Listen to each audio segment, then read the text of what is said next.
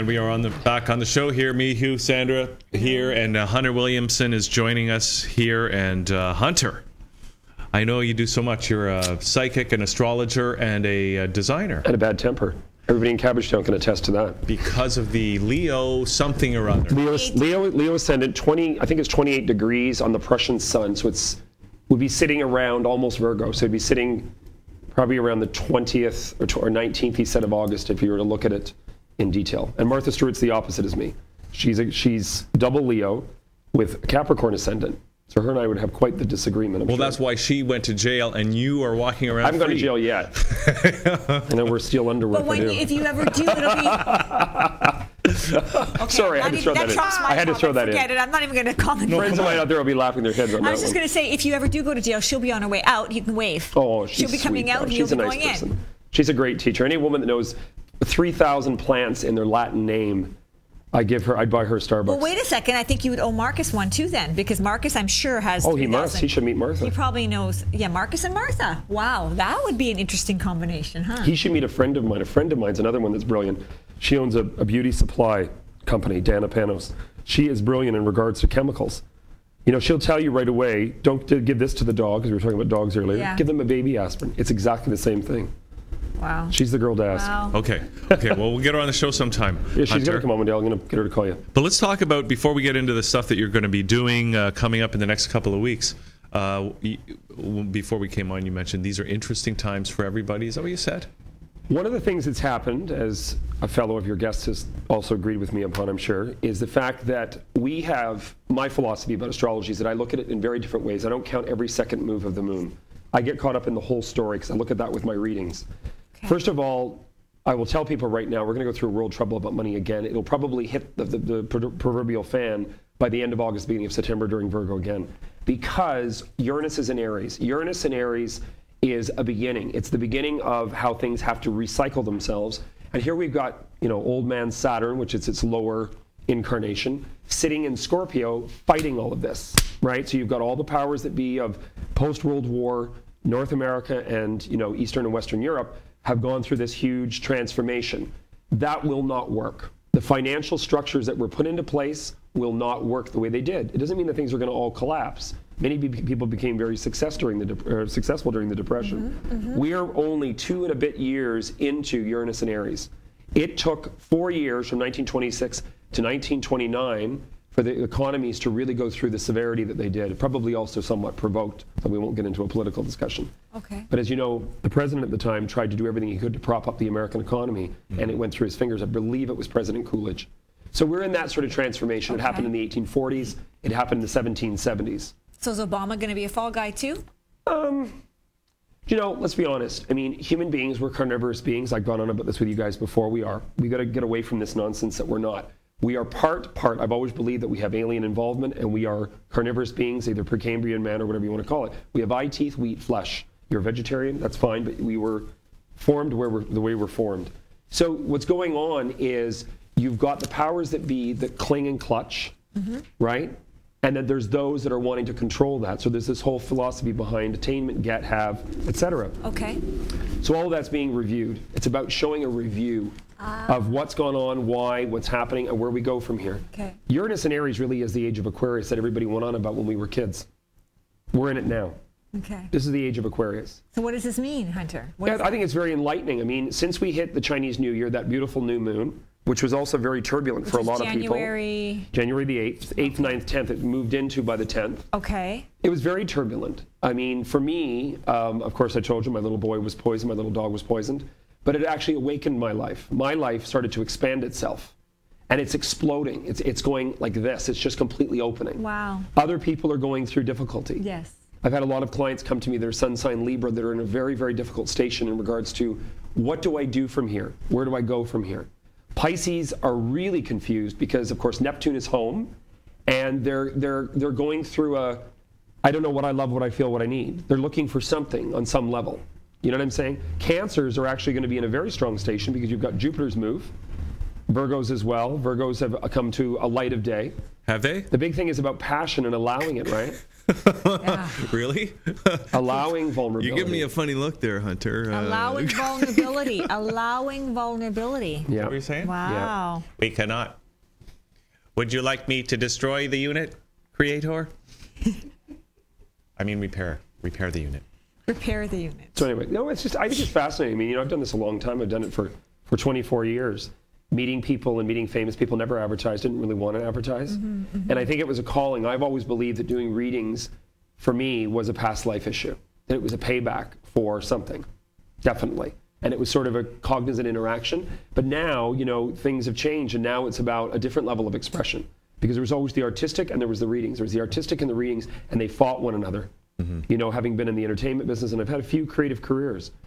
But it's a fascinating interaction with human beings. It's actually enabled me to grow, to be that intimate with people interactively. Well, I would have thought readings would be artistic too. I wouldn't have thought that was mutually. Oh, they can be. Got a couple of people that have come in that have murdered people and told me while they're sitting there. That was exciting. Wow.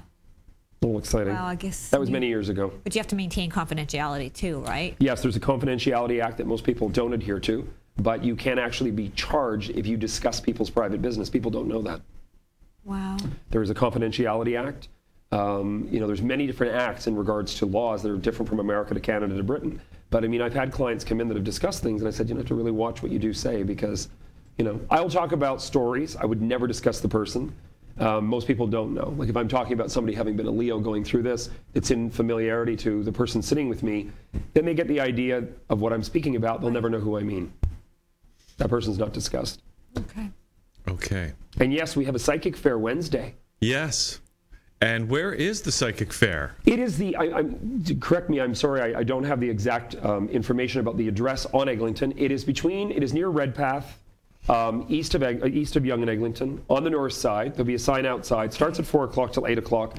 It is actually benefiting the community center. So it's a bit of a smaller affair, but it's really, really quite dynamic. It's a lot of fun. There's a great fellow that's also going to be there as well, who's does Indian astrology, somewhat Hindu. Vedic astrology? I think so. I'm not that familiar. Okay. He's phenomenal, though. He'll just throw things at you that is just unbelievable. So he's going to be there, and there's a few other psychics, and there's a girl that's, I think she's a gypsy. There's some quite interesting characters and people that are really quite honed in on their abilities. And when is that happening? It is Wednesday, I believe it's the 10th, Yes. next Wednesday, starting at 4 o'clock, and it will go on until 8 o'clock or probably a little bit after. Okay. Yeah, Nancy Lyons is the big head honcho of that community center. She's a dynamic gal. I wanted her to come today, but Now, what are you going to be doing there? I'm going to be doing readings. I'm going to be doing mini readings. I'm going to be doing, just for people to come to have fun, $15 for 10 minutes, and just to have fun and support the community center, and So it's the good proceeds PR for go to myself. okay. I'm going to give them something. I have done. I didn't do it last year. I was too busy with the design job, but this year I'm going to give them something for the community center. Wow. Okay, so that's good. Now, is there a website or something for that? No. Where I mean, people I'm can sure there check is it for the out? community center. In my own sorrowful indignance, I did not bring that form with me this morning. I'm sorry, but it's very easy to find. It's on the north side of the I'm pretty sure it's the Central Eglinton Community Center on Eglinton Avenue between Redpath and Yonge Street. So so just a walk from the subway. Oh, I'm sure it's people very can easy. Google that. Oh, they can Community Google it. They can Center, Google me. Yonge I'll and put it Egg. on my blog later. Okay. I have my blog on the internet. I'll put it on tonight. All right. Now, you got something else coming up, an antique show or something like that? Yes. Well, the thing about that is really interesting. My late mother, who died almost 30 years ago, bless her, was involved with antiques back in the 60s and 70s. And of course, you're a kid, you think, what garbage. I just didn't want anything to do with it. And of course, I've been involved with antiques and interiors now since about 1993 when I got back from school. And we're, for the first year, I've decided I'm just going to do it. I'm going to go for it. With the interior design, which obviously Nicholas and I were on here the last time with Boswell, which did very well, that house. It's on my old website, soon to be new website this weekend, under hunterwilliamsondesign.com. But I'm going to do the Christie show. And the Christie Antique Show is at the Christie Conservation Area. I believe it's off Highway 5, north of Hamilton, Dundas. Okay. It is going to be on Saturday, the 25th of May. Starts at, I think, at about 8 o'clock in the morning. And, it's a fantastic, fantastic antique show. I'm going to do an incorporated sister act because I'm going with great friends of mine as well, Mike and Jocelyn, everybody that sell at the St. Lawrence Market right by the stage Mike is actually apparently in the running for Storage Wars Canada. I have to give him that little plug. He's dynamic. Jocelyn's a riot. The girl will find you anything you need. If you need it, she'll find it. And we're going to be doing our booth together. So we've got a 20 by 40, thanks to Sophia from the Christie Conservation Area. And we will be doing, I'm going to be doing more Hunter Williamson design. So I'm incorporating mid-century modern, antiques, Regency, Georgian, etc. They will be incorporating everything. They pick and find anything you're looking for. They'll find it. So what do? You just tell them what you want? Mike and Jocelyn are amazing. If you'd say to Jocelyn, look, we need this and this and this, Jocelyn will go out of her way to pick around and look at it. She'll look everywhere for it. She'll find it. Wow. She will find it. She's a Capricorn too. Yeah, she's a great gal. What sign is she? Jocelyn's a Libra, and Mike's a fellow Capricorn. And does that make sense? Yeah, I mean, it makes sense. I mean, Libras for me in my life always expand me. So the minute a Libra steps in, there's always something going on. Something's happening about, okay, where do I go from here to here? I can always tell the signs, the sun sign when I meet them, where my life goes. I meet Geminis, my life expands. Libras help me with career. Aquarians are very nurturing and loving. I usually have a lot of competition and trouble with Tauruses and Scorpios. They and me are like this. I don't know why, but always. My one sister, no, but well, you're square. As a Leo, you'd be square to those people. I think it's more bully temperamental. Okay, you know what? Okay, so is it important? I mean, it's a really good point when people come into your life and they represent different signs. But how about animals? Should we take that into consideration too? I think it's very true. I mean, I'll meet people, and I was joking with one of the gals in the park this morning in Cabbagetown, and I said, "Your dog is so much like a Taurus. That damn thing's so stubborn." She said he was born May the 10th. That's a Taurus sign, obviously. Well, and it's interesting. I mean, I don't believe it's true to everything because, of course, you have your time of birth and you have your ascendant, your descendant, your moon. There's all these placements that make out the person. But I can usually, when I'm sitting with somebody, usually tell what their sun sign is. I can usually, I get a gist of personality. People will laugh about astrology. Well, there's a tremendous amount of truth to astrology, whether we like it or not. Every religion in the world is affected by the moon's movement. That's why Passover and, Easter and everything changes. And Chinese astrology Chinese astrology. Yeah. The moon's energy on the earth, I mean, from the Latin luna, lunatic. I mean, there's, women's cycle, the oceans, the tides. There's a definite pull, a gravital pull. It makes absolute sense in regards to energy. You walk your feet on a rug and touch metal. You see what I mean? And I've also believed, too, it's really fascinating. The first time I ever read the book Creative Visualization, I'd come back from school in Los Angeles, and a friend gave it to me, another Gemini, and I thought it was a piece of garbage. I thought, I'm not reading that crap. I'm not interested in it. That's how stubborn I can be being a Capricorn. And then I thought, maybe I should read this. So I stayed up till 4 o'clock in the morning finishing it. It was Shakti Gawaine's, one of her first major books. And the first thing I did was I meditated, and I had a major experience with meditation, and I was happy and high for about 3 weeks. And apparently that's just to do with me, with Mercury and Sag and my stations. My friend who's an astrologer said, he says, you're very open. You're very open to a lot. Some you don't want and some you're open to. And I manifested an antique that I thought, okay, I have this, I own it, I've got it for nothing. And 2 weeks later, I found it. Up Yonge Street, by accident, went into an antique store, was there for $100. And at the time, clients of mine were looking for, it was a blue and white Staffordshire umbrella holder. I had clients looking for one. And it was just the most bizarre thing. The fellow said that was supposed to have been sold. They stopped. They phoned and canceled that they wanted it on the Friday, and I found it Saturday morning. So it was 6 degrees or less of separation. Wow. But I found something really fascinating that some of us use and some of us don't. I used to meditate when I would at times go into the electric beach, into the tanning bed, and it would actually manifest like this. And I've realized now that when I meditate in the bright sun, the manifestation comes into reality much quicker. Wow. So there's something to do with the sun as well, with the solar energy and the rays of the sun with your meditation that aid it in regards to how quickly the manifestation actually promotes. Is that personal to you, Hunter? Because I don't know. Or I just know it works for me. Okay. Wow. Works for me. Very interesting. Just don't stare at it. No, you don't want to lose your eyesight. Do you have any questions? Well, Hunter, there's just so much.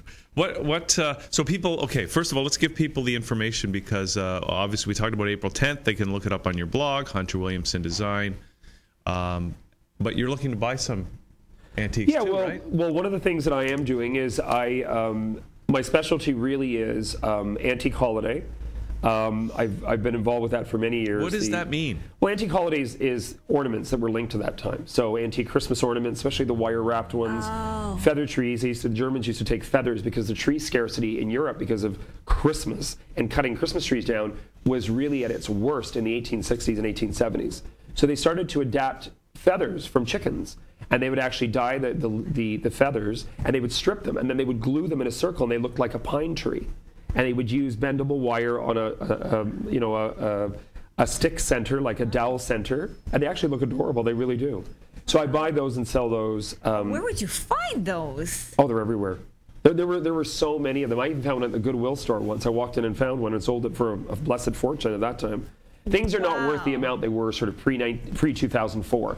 2004 was sort of a very difficult time with the antiquity market. We have to look at the demographic of post-World War II, our parents making these things valuable because it was part of their wartime 50s childhood. Then what happened was they all started to disperse all of these things. So everybody that was over the age of 65 in the late 1990s, now they're probably 80, was dispersing. So the things like cranberry glass and Flo Blue and antique holiday and even antique toys took a massive hit. You also had a celebrity like Martha Stewart again, who got into trouble. And one of the people have completely disagreed with me, but the sad state of affairs was at the boom of the internet and technology, Martha was right top notch. And she would have every week on her show an antique, and she would explain it. She's one of the biggest teachers, being a Leo. She would teach about the antiquity or the collectible, and that all dissipated with her show. Her show dissipated when she became sadly in trouble. But now you got the Antique Roadshow seems to be going strong. I sadly, I'm sorry, but I like the American one better. American Pickers, I got to meet Mike Wolf, and he's a wonderful guy. I met him in Clarence, and he's a Scorpio, but passionate as all can be, as you can see on TV. He and Frank, I think, are fantastic. The Canadian guys, I don't really watch that often. But America, remember, was such a huge population in the Victorian era. They have 500 to 1 of anything that we would have here. So we have to be honest about that. So I mean, these guys are finding, from Indian motorcycles that are vintage to, baseball cards. I mean, everything was, supersized even in the 1850s in America. So I mean, it's a fascinating thing. Again, that's a dynamic teaching, a mobile teaching element is that TV show, as well as Storage Wars. All of these things really are about teaching, and you're using that technology medium as the forefront for it. Okay, so a lot of stuff to look forward to here, Hunter. So May 25th, that's the antique thing down in between Hamilton and Dundas. It's north of Hamilton, the Christie Conservation Area. I'll be there from the night before. So where can people get more info? They can go on to my website under or email me as well at info@hunterwilliamsondesign.com or under hunterwilliamsondesign.com. They can also go under the Christie Conservation Area's website. The gal that I believe is in charge of this is Sophia. Sorry, Sophia, I don't remember your last name. Dynamic gal. They can also go down to the St. Lawrence Market on Sundays at the Antique Show. They have a sale there. They've had it there for many, many years. And at the Antique Show at the St. Lawrence Market, there's Jocelyn and Mike, and there's probably about 40 or 50 other great dealers down there as well that will speak to them and talk to them about the Christie Show and some of the major other shows in Ontario. Wow. Okay. Great. Well, Hunter, okay, before you go, though, just leave us with something. With the astrological omens and stuff like that. We're going to hit financial crisis August, September. I think it's just going to be another bleep with Europe. But I'll give you one thing right now. First of all, we're moving into eclipse season. So the thing that we just have to all be cautious about is hurricane season. We're moving to eclipse season. This one's going to be quite a doozy. So the eclipse that'll happen 25th of April, I believe is a lunar. I'm not sure. I don't remember. No, it's a solar. We have a lunar then, of course, this is the Taurus-Scorpio seasons. And then the last one in Sagittarius, where Jupiter is also stationed in Gemini, is the 24th of May. So all you Geminis and Sagittarians that have had Jupiter in your detrimental house of Gemini will now be able to move forward. Sagittarians are not very happy people this last year because they've had to look at things with eyes wide open. Haven't had a Sagittarius in yet that doesn't want to separate. Kind of odd. What about Sag Ascendant? I thought you said yours was Capricorn. I say it's Sag. I thought you said it was Capricorn. I think it's Capricorn. Maybe cuspy. Yeah, maybe. Your face is very Capricorn. Okay. I don't know what that means. I'm disappointed. I wanted to be Sagittarius. Well, that'd be an excuse not to get married. Sagittarius are more fun.